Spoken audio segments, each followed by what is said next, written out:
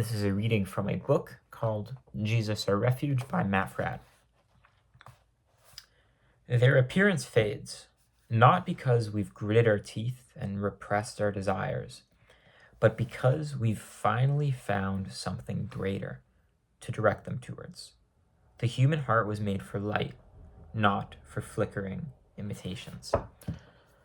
So as a Christian, when walking with God, the things you do change.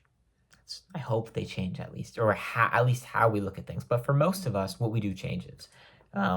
Many people will give testimony like, oh, I was a partier, I was a drinker, I went out, I did this. For me, it's like, oh, I was kind of an incel, like sitting at home, playing video games, watching porn. And then your life changes. You're reading the Bible, you're going to mass, to church, talking about your faith, reading spiritual books, praying. Your lifestyle changes. For some people, your lifestyle may not change as much, but why you do things, how you think about them, totally does.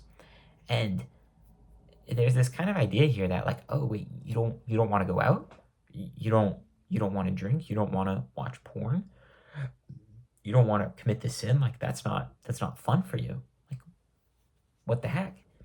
And there is some degree, I think this claim in here maybe a little overblown, of like the desire fades.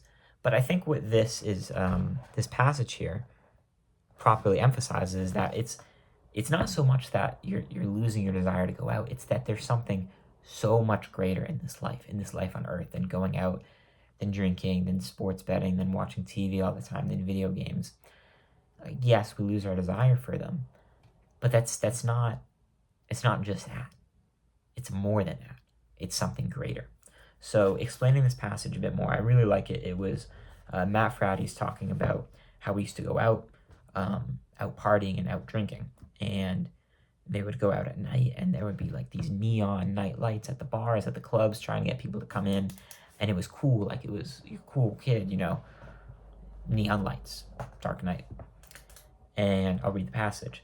That's when I noticed it. The sun was beginning to rise over the skyline. Its light spread slowly and steadily, illuminating everything with a kind of quiet majesty. As it did, the neon signs that had lit up the night, those glowing blues and reds advertising clubs and bars, started to fade, started to lose their charm against the brilliance of the sunrise. They looked weak, sad, almost embarrassing to be still shining. Their glow couldn't compete with the sunrise. I think that's actually a perfect metaphor for this idea of losing interest in other stuff. I kind of misspoke a bit at the start.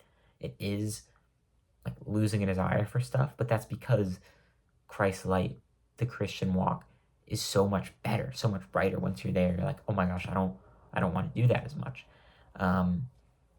It just doesn't compare. It's the difference between a neon light and like the blazing, amazing sun. And that's, I felt that in my life a ton. Playing video games, watching movies, stuff like that. I'll still do it, but none of it comes close. Paul says, I forget which book, he says, which I have, I'm actually gonna look it up. It's something face to face. I want to make sure I say this well. Paul's verse, face to face.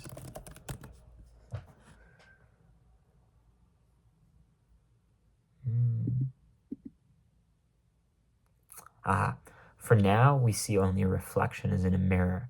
Then we shall see face to face. Now I know in part, then I know I shall know fully, even as I am fully known.